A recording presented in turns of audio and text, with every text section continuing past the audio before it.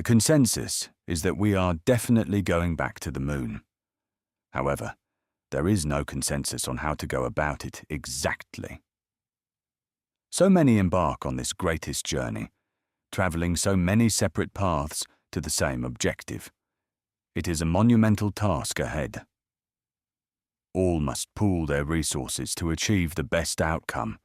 This is not the kind of journey where one can just go it alone and expect a positive result. It's time for a new plan with the buy-in of all involved. Together, we can get to high ground. Before we start the presentation, I would like to mention that the compound footprint is not correct.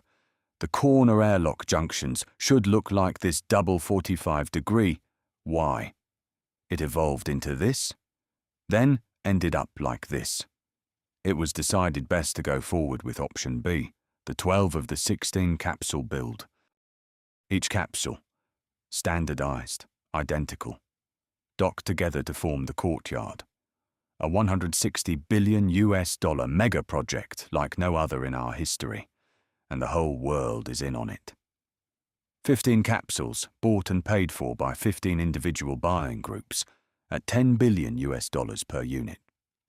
The 16th capsule paid for by the buying groups, tossing in an extra $666,666,666 each, is the Village Administration and Operations capsule.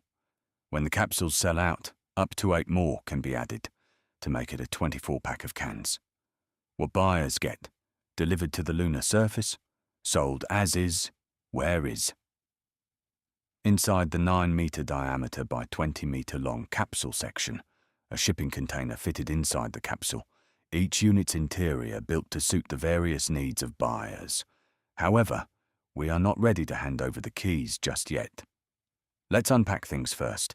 The village has operational control of the capsule at this point. The buyer's container is jam-packed full of cargo and materials needed for village operation and infrastructure. Once empty, the buyer takes possession of a 20-foot by 20-foot square can, measuring 65 feet long. The first floor, 1,300 square feet with a 12-foot ceiling. The second floor, 1,300 square feet with an 8-foot ceiling. There is one caveat. Each individual unit has a mandatory obligation to dedicate a minimum of 500 square feet on the second floor to serve as accommodations and refuge muster stations. Now that the buyers have possession, their cargo is moved from the walkway into their unit for final assembly. Failure to do so in a reasonable time may result in a bylaw violation citation. Everything outside of the unit is village property. And just like that, a free market republic is founded on the moon. Back when all this was still unfolding on Earth, the 16-capsule village launched a global lottery. The grand prize, a chance to step inside the capsule and personally sign its walls. Second prize, your own sticker, affixed right there on the interior. Millions bought tickets, thrilled at the idea that a piece of themselves could journey to the moon. But what really ignited the frenzy? The knowledge that someday their imprint might go viral on TikTok. That alone sold billions more. Every dollar raised was funneled straight into building lunar infrastructure. 4 people live comfortably in each capsule, bringing the total village population to 64.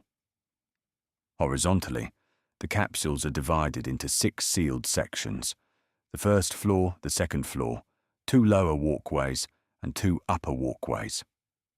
Together, these floors and walkways form a continuous track that loops around the entire village, a path that takes about 3.5 minutes to walk when all the airlocks are open.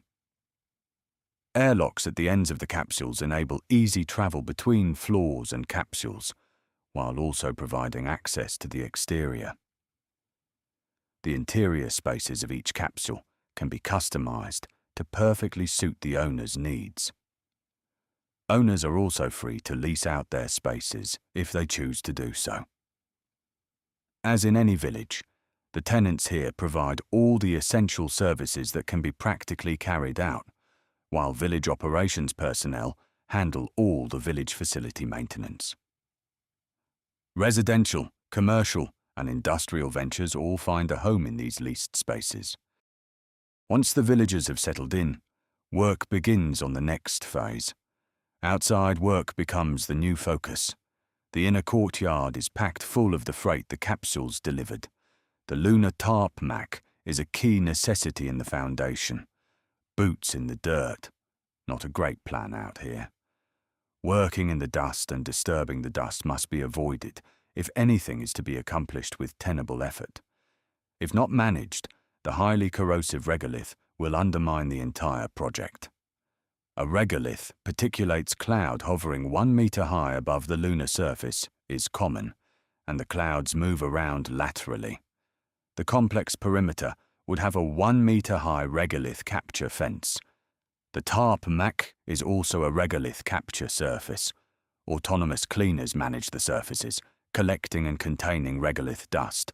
The cosmic shield curtains go in next.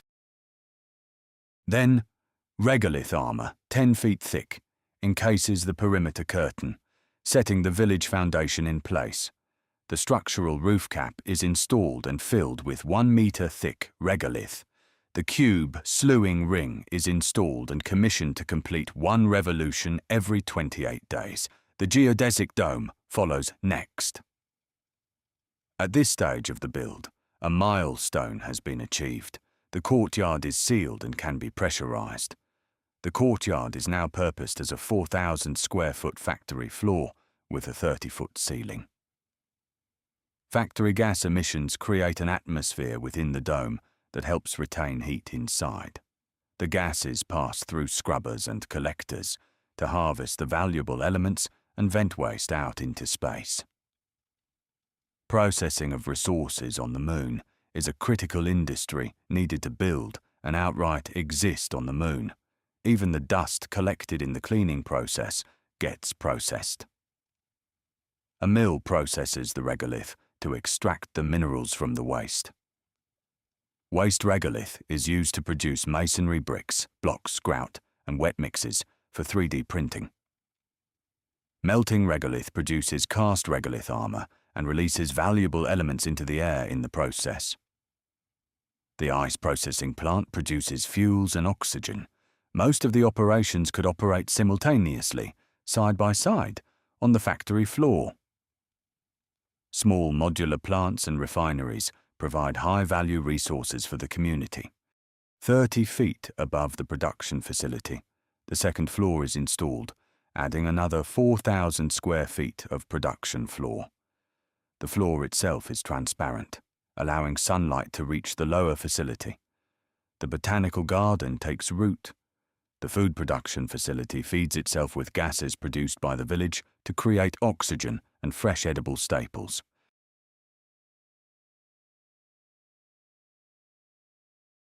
The village now has its solid footing. Work on the walls begins in the next presentation. Future, come on down.